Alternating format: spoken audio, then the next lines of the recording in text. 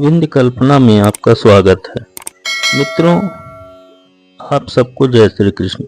आइए चलते हैं अध्याय 2 के गीता श्लोक 24-25 पर।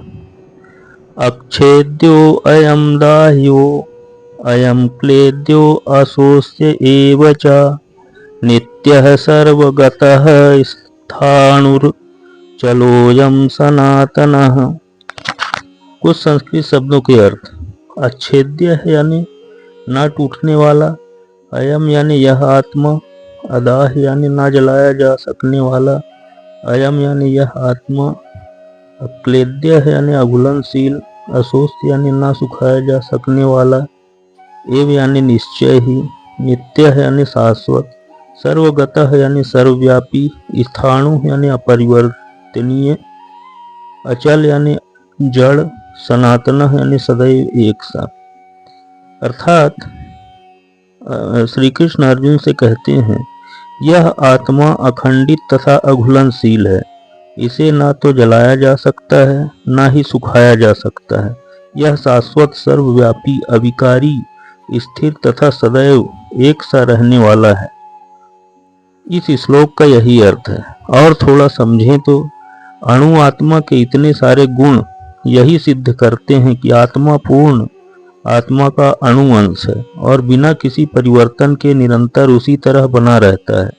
इस प्रसंग में अद्वैतवाद को व्यवहारतः करना कठिन है, क्योंकि अणु आत्मा कभी भी परमात्मा के साथ मिलकर एक नहीं हो सकता।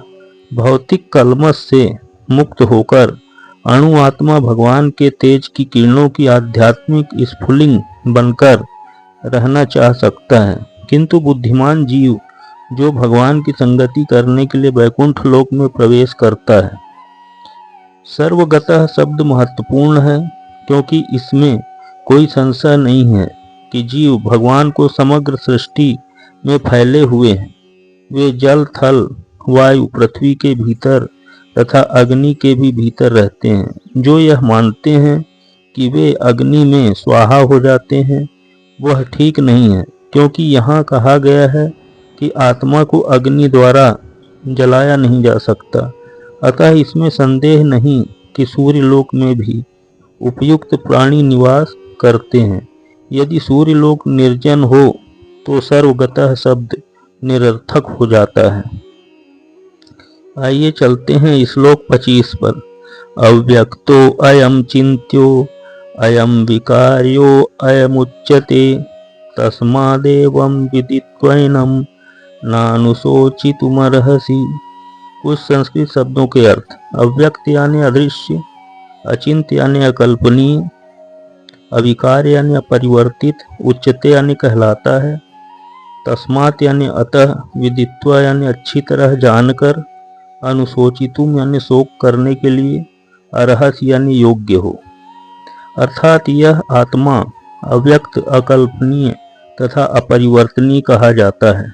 यह जानकर दूसरे शरीर के लिए शोक नहीं करना चाहिए। इस श्लोक का यही अर्थ है। और थोड़ा समझें तो जैसा कि पहले कहा जा चुका है, आत्मा इतना सूक्ष्म है कि इसे सर्वाधिक शक्तिशाली सूक्ष्मदर्शी यंत्र से भी नहीं देखा जा सकता। अतः यह अदृश्य है। जहाँ तक आत्मा के अस्तित्व का संबंध है, श्रुति के प्रमाण के अतिरिक्त अन्य किसी प्रयोग द्वारा इसके अस्तित्व को सिद्ध नहीं किया जा सकता। हमें इस सत्य को स्वीकार करना पड़ेगा, क्योंकि अनुभवगम्य सत्य होते हुए भी आत्मा के अस्तित्व को समझने के लिए कोई अन्य साधन नहीं है। इसी प्रकार वेद अध्ययन के अतिरिक्त आत्मा को समझने का अन्य उपाय नहीं है। दूसरे शब्दों में आत्मा मानवीय व्यवहारिक ज्ञान द्वारा अकल्पनीय है। आत्मा चेतना है और चेतन है। वेदों के इस कथन को हमें स्वीकार करना होगा। आत्मा में शरीर जैसे परिवर्तन नहीं होते। मूलतः अविकारी रहते हुए आत्मा अनंत परमात्मा की तुलना में अणुरूप है। परमात्मा अनंत है और अणु आत्मा अति सूक्ष्म। अतः अति सूक्ष्म आत्मा अधिकारी होने के कारण अनंत भगवान के तुल्य नहीं हो सकता। यही भाव वेदों में भिन्न भिन्न प्रकार से आत्मा के स्थायित्व की पुष्टि करने के लिए दोहराया जाता है। किसी बात का दोहराना उस तथ्य को बिना किसी त्रुटि के समझने के लिए आवश्यक है।